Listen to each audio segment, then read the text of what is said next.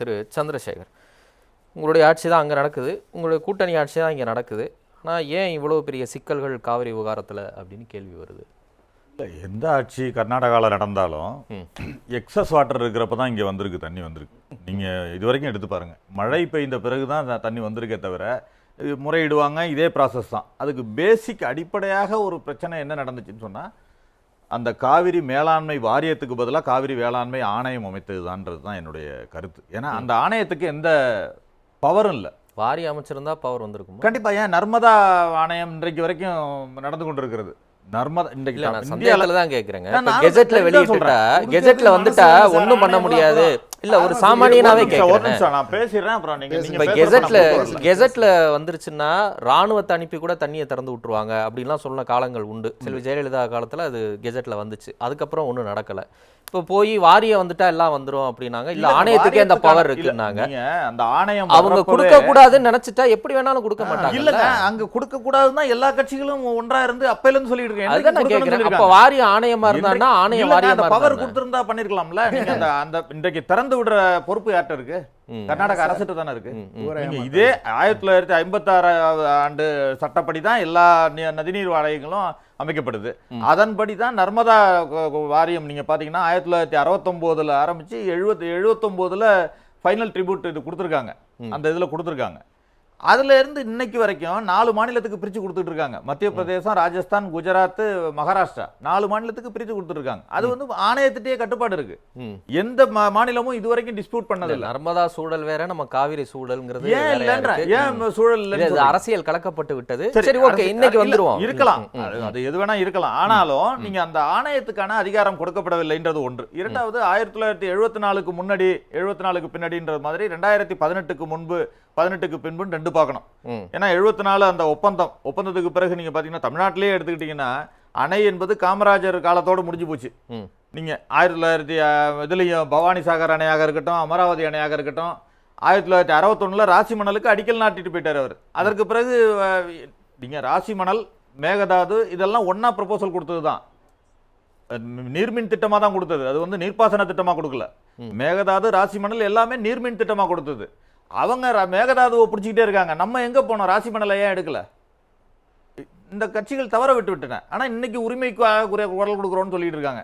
அது வேற விஷயம். அதே மாதிரி 2018 எடுத்துக்கிட்டீங்கன்னா ட்ரிபியூனல் ஆஃப்டர் அந்த இதுக்கு அந்த காவிரி வாட்டர் ட்ரிபியூனல் வந்து அதிகாரம் இல்ல, பல்லில்லாத ஆணையம்னு அப்ப நிறைய தடவை நம்மளே விவாதம் பண்ணிருக்கோம். அந்த காவிரி ஆணையத்துக்கு அதிகாரம் கொடுக்கப்படவில்லை அப்படிங்கறத விவாதிச்சிருக்கோம். ஏன் இன்னைக்கு வந்து அந்த சென்ட்ரல் கவர்மெண்டோ அதுவோ அந்த ஆணையத்துக்கு அதிகாரத்தை கொடுக்கக்கூடிய ஒரு சரியான நேரம் வந்து விட்டதுன்னு தான் நான் நினைக்கிறேன். அந்த ஆணையத்துக்கு அதிகாரத்தை கொடுக்கலாம். ஏனென்றால் அங்க உள்ள கட்சி அவ்வளவு தூரம் போறதுக்கு உங்க கட்சி தானே இருக்கு. நீங்க பக்கத்துல அதுவும் இங்க கூட்டணி ஆட்சி வேற, பேசி சுமூகமா அண்ணன் தம்பி மாதிரி தான், சகோதரர்கள் தான் எல்லாரும், தண்ணி அனுப்பிடலாமே. தண்ணியை வாங்கி இருந்த சூழ்நிலையும் இப்பொழுதும் வேற இருக்குங்க. நீங்க எம்ஜிஆர் காலத்தை பத்தி எல்லாம் கூட பேசினார். அப்ப போய் ரகசியமாவோ அல்லது வேற ஏதோ பேசி திறந்து விடுறதுக்கும் இப்ப வந்து நீங்க சொல்றதுக்கு முன்பே அங்க போராட்டம் ஆரம்பிச்சிடுறாங்க. அந்த மாதிரி சூழ்நிலை இருக்கு. இப்ப உள்ள சூழ்நிலை என்பது வேற. நீங்க எவ்வளவு கேட்கிறேன், இல்ல பல்லில்லாத ஆணையத்துக்கு பாஜக பல் கொடுக்கணும், வலிமை கொடுக்கணுங்கிறீங்க. சரி, அப்ப இங்க மட்டும் உங்களுக்கு அங்க யாராவது போராட்டத்தில் இறங்கிடுறாங்கன்னு ஒரு எக்ஸ்ட்ரா காரணம் சொல்றீங்களே. அப்ப ஆட்சி அதிகாரம் யாருக்கிட்ட இருக்கு? காங்கிரஸ் கிட்ட இருக்குல்ல. அப்ப அதை பண்ணலாம்ல. எதை பண்ண முடியும்னு கேக்குறேன். நீங்க அங்க வந்து அனைவர் இன்றைக்கே நீங்க அவர் சொன்னதை என்ன எவ்வளவு டென்ஷனா இருக்குன்றீங்க. நீங்க அங்க இருக்கிற தமிழர்களை பார்க்க வேண்டாமா? நீங்க அங்க லட்சக்கணக்கான தமிழர்களும் இருக்காங்க, அங்க இருக்காங்க. நீங்க எடுத்தேன் கவித்தேன் இதுல யாரும் முடிவெடுக்க முடியாது. அதே பதில் தானே பாஜக சொல்லும். அங்க லட்சக்கணக்கான தமிழர்கள் இருக்கிறாங்க, இங்க லட்சக்கணக்கான கன்னடர்கள் இருக்காங்க. நீங்க ரூல் ஆஃப் லாக்கு நீங்க பண்ணுங்க. உங்களை வந்து அதை லாவை மீறி பண்ண சொல்லல. இன்னைக்கு பாஜக என்ன? சரி, ஒண்ணும் இல்ல. இப்ப ரூல் ஆஃப் லா படி 3500 காவிரி ஒழுங்காற்று குழு சொல்லிருக்கு. டிகே சிவகுமார் விட்டுருவாரா? உங்க கட்சிக்காரர் தான். ஆமா, அதுதான் இன்றைக்கு அந்த போராட்டத்தினால அவரால பண்ண முடியாதுன்னு சொல்லிருக்காரு. பண்ண முடியாத நிர்பந்தம் இருக்குல்ல. அப்புறம் அவர் சொல்றாருன்னா பண்ண முடியாத நிர்பந்தம் இருக்கு. நான் என்ன கேக்குறேன், ரூல் ஆஃப் லா கோர்ட் மூலமா தான் ரூல் ஆஃப் லா பாஜகவுக்கு சொல்றீங்க. ஓகே, வந்துறேன் திரு பாலச்சந்திரன், ஒரே நிமிஷம். இப்ப ரூல் ஆஃப் லா அதே காங்கிரஸுக்கு பொருந்தும்ல? கண்டிப்பா. நீங்க எந்த ஆட்சி, நீங்க கடந்த காலத்துல கூட திரு ஸ்டாலின் அவர்கள் முதல்வராக இருந்தப்ப எத்தனை முறை நீங்க பேசி அவரு சோனியா காந்தி கூட்டணியில தான் இருந்தோம், நாங்களும் காங்கிரஸ் கூட்டணியில தான் இருந்தோம். எத்தனை முறை பேசியிருப்பாங்க சொல்லுங்க? இது பேசியிருப்பாங்க. மழை பெய்ஞ்சிச்சு வந்துச்சு சார், மழை பெய்தது வந்தது சார். நீங்க இப்ப சொல்றீங்கல்ல பாரத பார்த்துருக்காங்க. இன்றைக்கு மழை பொய்த்து இருக்கிறது, அது காரணம் உண்மையா இல்லையா? ஆனா அது ஒண்ணு. ஆனால் கொடுக்கவில்லை என்பது தவறுதான். அங்க உள்ளவர்கள் அப்பட்டமான அரசியல் செய்கிறார்கள் கர்நாடகத்துல எல்லோரும். எல்லா கட்சிகளும் அதுல எந்த தவறும் அவரே ஒத்துக்கிறாரு. கிடையாது. அதுல வந்து எந்த விதமான மாற்று கருத்தும் கிடையாது. அங்க உள்ள எல்லா அரசியல் கட்சிகளும் இன்க்ளூடிங் காங்கிரஸ் எல்லாமே அப்பட்டமான அரசியல் செய்கிறது. ஆனால் அதுல வந்து நீங்க ரூல் ஆஃப் லாக்கு நீங்க கோர்ட்டுக்கு தான் போயாகணும். இப்போ ஒரு திரு விஜய் அவர்கள் போராடுறீங்க, திரு விஜய் அவர்கள் போராடுறீங்க. ஏங்க எல்லாத்துக்கும் நீங்க சொல்லிட்டே இந்த டிராமா பண்ணி தானங்க உங்களை ஓரமா உட்கார வச்சிருக்காங்க. நீங்க டிராமா பண்றீங்க சார். தஞ்சாவூர்ல போய் டிராமா பண்ண போறீங்க. விவசாயிகளை தூண்டுறதுக்கு தஞ்சாவூர்ல போய் போராட்டம் நடத்துறாங்க. அவர் போய் பேசிட்டு வரட்டுமே. ஏங்க நீங்க முதல்ல நீங்க ரூல் ஆஃப் சரி சரி இருங்க சொல்லல. இல்ல இல்ல சரி நீங்க பேசுறீங்க, நான் குறுக்க வரல. டிராமா பண்றாங்கன்னா நீங்க டிராமா பண்ணி தான் உங்களை ஓரமா உட்கார வச்சிருக்காங்க. உங்க டிராமா பிடிக்காம தான். சரி சந்திரசேகர் இங்க வாங்க ஓடிபி சரி சரி சந்திரசேகர் இல்ல சரி இருங்க ராஜா சரி சரி இருங்க இப்போ இவர் அங்க போய் பேசுறதே முதல்ல தப்பு. கர்நாடகத்தின் சதி வலையில போய் சிக்க கூடாது அப்படிங்கிறாங்க. நீங்க அதை அப்படி பாக்குறீங்களா இல்ல சுமூகமான அமெரிக்கா குண்டு போட்டுக்கிட்டே இந்த பக்கம் ஈரானோட பேசிட்டு இருக்கிறப்ப ஏங்க ஒரு மாநிலத்து முதல்வர்கள் 2 பேர் பேச ஏன் கூடாதுன்றேன். இல்லங்க அவங்க இடத்துல போய் பேசுறது வந்து ஒரு சதி வலையில போய் அவரையும் இங்க இன்வைட் பண்றாரு, பண்ணிட்டு ஏதோ நடந்தால் நல்லது தானங்க. இன்வைட் பண்ணல எந்த சரி இப்போ வந்து குடுக்கல, இவர் போறாருங்க, அது நடக்கவே இல்லை. அதனால என்ன குடிமொழி போயிடுமா? நம்ம உரிமையை விட்டு கொடுக்குற மாதிரி என்ன உரிமையை விட்டு கொடுக்குறீங்க நீங்க? அங்க வந்து ஒரு பக்கம் சட்டத்தின் ரீதியா போறோம், அந்த இடத்துல நீங்க என்ன ஒப்பந்தமா கையெழுத்து போட்டு வர போறீங்க, இல்ல இவங்க மாதிரி ஒப்பந்தத்தை புதுப்பிக்காம விட போறோமா? திமுக ஒப்பந்தத்தை புதுப்பிக்காம விட்டாங்கல்ல, அது மாதிரி உரிமையை விட்டு கொடுத்துட்டு வந்தா நீங்க பேசுங்க. இன்றைக்கு ஒப்பந்தம், இன்றைக்கு நடுவர் மன்றம் இருக்கிறது, அதன்படிதான் தீர்ப்பு, அந்த தீர்ப்பு படிதான் அவங்க நடந்தாகணும். மேகதாது அணை கட்டவே முடியாது, கண்டிப்பாக அவர்களுக்கே தெரியும். சரி, இன்றைக்கு சொல்கின்ற டி.கே. சிவகுமாராக இருக்கட்டும், அல்லது காங்கிரஸாக இருக்கட்டும், அல்லது வேறு கட்சிகளாக இருக்கட்டும், அங்கு மேகதாது அணை நம்முடைய ஒப்புதல் இல்லாமல் கட்டவே முடியாது. அது வந்து எல்லோருக்கும் தெரியும். ஆனாலும் அவர்கள் அரசியலுக்காக அதை சொல்லிக் கொண்டிருக்கிறார்கள், அது வேறு. ஆனால் இன்றைக்கு இருக்கின்ற பிரச்சனை என்பது நமக்கு காவிரி நீர் வர வேண்டும். அதை பேசி ஏதோ ஒரு சுமூகமாக முடிவு வந்தால் ஏன் நம்ம சந்தோஷப்பட வேண்டியதானே, ஏற்றுக்கொள்ள வேண்டியதானே? சரி, ஒண்ணு இல்லைங்க. இப்ப பாமக தலைவர் அன்புமணி உங்களை நோக்கி கேட்கிறாரு, ராகுல் காந்தி சொல்லுவாரா மேகதாது அணை கட்டக்கூடாது அப்படின்னு அவர் கோருவோம், அதை சொல்லுவோம். பிரதமரா வந்த உடனே இப்ப என்ன தடுக்குது? இப்ப என்ன தடுக்குதுன்னா, ஏங்க அவர் எதிர்கட்சியில் இருக்காருங்க, அவர் எப்படி சொல்ல முடியும்? அவர் எப்படி இருந்தாலும் ராகுல் காந்தி வார்த்தைகள் தானே. ராகுல் காந்தி என்பவர் இன்னைக்கு அவர் ஒரு சார்பா பேசினாரா சொல்லுங்க? இன்னைக்கு கார்கே கூட அகில இந்திய காங்கிரஸ் தலைவர், கர்நாடகாவை சேர்ந்தவர், அவர் கர்நாடகாவுக்கு சார்பா பேசினாரா சொல்லுங்க? பேசினாரா? அதையாவது சொல்லுங்க. நீங்க சொன்னா அதை நாங்க எதிர்த்து கூட சொல்லுவோம். கார்கே அவர்களை எதிர்த்து நானே பேச தயாரா இருக்கேன். கர்நாடகா சார்பா பேசினார். ஆனா அங்கு உள்ள பாஜக அமைச்சர் பேசுறாருல்ல, கர்நாடகா சார்பா பேசுறாங்கல்ல, அது தவறு தானே? அதை கண்டிக்கணுமா இல்லையா? அது இந்த மாதிரி ஒரு சார்பா பாஜக நடக்கிறத மட்டும் கண்டிக்காம, காலையில எழுந்த உடனே காங்கிரஸை எப்படி திட்டலான்னு டேபிள் போட்டு திட்டுறவங்களை பத்தி கேக்குறேன்னா, காவிரி பிரச்சனைக்காக வாழப்பாடி ராமமூர்த்தி ராஜினாமா பண்ணாருங்க. காவிரி பிரச்சனைக்காக யாராவது ஒரு அமைச்சர் ராஜினாமா பண்ணிருக்காங்களா? இல்ல ஏதாவது ஒரு ஆக்ஷன் எடுத்திருக்காங்களா? வாழப்பாடி ராமமூர்த்தி காலம் அப்ப, அதுக்கப்புறம் இப்ப இல்லங்க, அதுக்கப்புறமும் நாங்க காங்கிரஸ் கட்சி அதுக்காக போராடிட்டு தான் இருக்கு. இந்த தமிழ்நாடு காங்கிரஸ் என்னைக்காவது விட்டு கொடுத்துருக்கா சொல்லுங்க?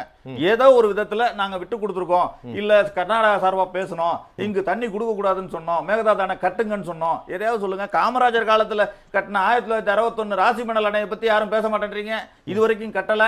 இன்றைக்கு வந்து உரிமைன்னு போராடிக்கிட்டு தஞ்சாவூர்ல போய் போராடுறேன்னு சொல்லிட்டு இருக்கீங்க விவசாயிகளை தூண்டுறதுக்கு.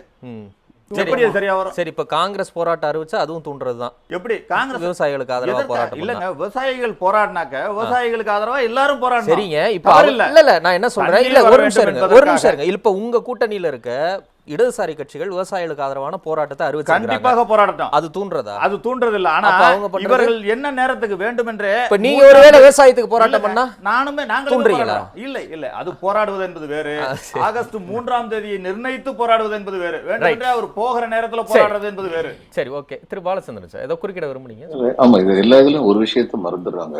இன்னைக்கு ஜூலை 30ஆம் தேதி தண்ணி இல்லை அப்படிங்கிறது நிதர்சனமான உண்மைதான். ஆனா ஜூன் 12ஆம் தேதி தண்ணி இல்லாம இருந்ததா? அதாவது காவேரியில வந்து கர்நாடகா என்ன செய்யறாங்கன்னா, இவ்வளவு தண்ணி விடணும்னு சொல்லும் பொழுது இவ்வளவு தண்ணி எந்த நேரத்துல விடணும்னு சொல்லி தெளிவா குறிப்பிடுது, ஆணையம் வந்து குறிப்பிடுது. ஆனா இவங்க என்ன பண்றாங்க, எக்கச்சக்கமா மழை வந்து அவங்களுடைய டேமுக்கே ஆபத்து வர்ற நேரத்துல எக்ஸஸ் வாட்டர், மிகுந்த வாட்டரை வந்து இவங்க வந்து விட்டுருவாங்க, விட்டுட்டு கணக்கு காமிப்பாங்க, நாங்க இவ்வளவு விட்டுருக்கோம் பாத்தீங்களா அப்படின்னு. உண்மை என்னன்னா, ஒரு ஷார்டேஜ்னு சொல்லி வரும்போது அவங்களுக்கும் ஷார்டேஜ், நமக்கும் ஷார்டேஜ், நம்ம கேட்கிற அளவுக்கு அவங்களால கொடுக்க முடியாது.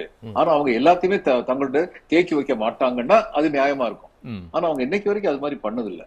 தங்களுடைய தேவைக்கு போக மீதம் இருந்ததுன்னா பிச்சை கொடுக்குற மாதிரி கொடுக்குறாங்க. அதான் இப்ப நடக்குது. அதுக்கப்புறம் திரு சந்திரசேகரன் சொன்னார் வாழப்பாடி ராமதாஸ் ரிசைன் பண்ணாருன்னு. அவர் ஏன் ரிசைன் பண்ணாருன்னா வெங்கட்ராமன் அட்வைஸ் பண்ணாரு, அமைச்சரவைக்கு எதிராக பேசிட்டாரு, அமைச்சரா இருந்துகிட்டு. உடனே வெங்கட்ராமன் சொன்னாரு உங்களை டிஸ்மிஸ் பண்றதுக்கு முன்னாடி ரிசைன் பண்ணிருங்கன்னு சொன்னாரு. அவ்வளவுதான். அதனால அது பெரிய தியாகம் இல்ல இல்ல அதெல்லாம் கொச்சப்படுத்துறீங்க நீங்க சார். அவர் இருந்தாங்க, நாங்க கட்சியில இருந்தவங்க சார், அவர் கூட இருந்தவர், அதுக்காக கொச்சப்படுத்தாதீங்க சார். அதுக்காக ஒரு பிரச்சனைக்காக சொல்லிட்டு ரிசைன் பண்ணவரை கொச்சப்படுத்தாதீங்க. சரி, நான் பேசும்போது நீங்க பேசும்போது நான் குறுக்கிட்டது இல்ல. இல்ல அதுக்காக அடிப்படை நாகரிகம். நான் பேசும்போது நீங்க குறுக்கிட கூடாது. நான் பேசி முடிச்சதுக்கு அப்புறம் பேசுங்க. அவருக்கு வந்து அந்நேரம் வெங்கட்ராமன் அட்வைஸ் பண்ணாரு, நீங்க அமைச்சரவை முடிவு என்ன ஆதாரம் சொல்லுங்க. என்ன ஆதாரம்னா அமைச்சரவை வந்து என்ன முடிவு எடுத்திருக்கோ அதுக்கு எகென்ஸ்டா பேசலாம் சொல்லுங்க. போய் பிரஸ் போட பாருங்க. இன்னைக்கு என்ன ஆதாரம் இல்ல, சரி போய் பிரஸ் போட பாருங்க. இல்ல என்ன பேச்சு இது? இது என்ன பேச்சு? என்ன ஆதாரம் கேக்குறது? என்ன அடிப்படை இருக்கு? நீங்க சொல்லுங்க, நீங்க தான சொல்றீங்க, அதுக்கு ஆதாரத்தை கொடுங்க. அன்னைக்கு ஆதாரத்தை கொடுங்க சார். சரி சரி, காவிரிக்காக ராஜினாமா பண்ணது அவரே சொல்லி அவரே ரிப்போர்ட் கொடுத்து பண்ணாரு. இன்னொரு கேள்வி, ஏன் வாழப்பாடி மட்டும் ரிசைன் பண்ணாரு? காங்கிரஸ்ல வேற மினிஸ்டர் இல்லையா? அவங்கள என்ன பண்ணிட்டு இருந்தாங்க சொல்லுங்க, சொல்லுங்க. அதுக்கு அன்று அவர் தான் இருந்தாரு, அவர் ரிசைன் பண்ண வேண்டிய கட்டாயத்தில் இருந்தாரு. ஏன்னா வெங்கட்ராமன் சொன்னாரு நீங்க உணர்ச்சி வசப்பட்டீங்க, அமைச்சரவை தீர்மானத்துக்கு எதிராக அமைச்சரவையில இருந்துகிட்டு பேசக்கூடாது, அதனால நீங்க ரிசைன் பண்ணிருந்தாரு. அவர் கண்ணியமா ரிசைன் பண்ணிட்டாரு. இதுதான் நடந்தது. அதே தமிழ்நாடு நலனை காக்குறதுக்காக வாழப்பாடி போனாருன்னா மத்தவங்க எல்லாம் என்ன பண்ணீங்க காங்கிரஸ்ல? அதனால பேச்சு வந்து நேர்மையானதா நியூட்ரலா இருக்கணும், அவங்க வசதிக்கு பேசக்கூடாது. இன்னொன்னு இன்னைக்கு நம்ம கேட்க வேண்டியது என்னன்னா, ஆணையத்தையும் கேட்கணும், கர்நாடகத்தையும் சொல்லணும். ஷார்டேஜ்னு வரும்போது அது 2 ஸ்டேட்டுக்குமே தான் ஷார்டேஜ். நாங்க கேட்கிற அளவுக்கு நீங்க கொடுக்க முடியாது. ஆனா நீங்க வச்சுக்கிட்டு எங்களுக்கு ஒண்ணுமே இல்லைன்னு சொல்லி பண்ணக்கூடாது. இதை எப்படி நம்ம இன்சிஸ்ட் பண்ண போறோம், எப்படி நம்ம சாதிக்க போறோம், அதான் இன்னைக்கு பிரச்சனை. சரி, தொடர்ந்து பேசலாம்.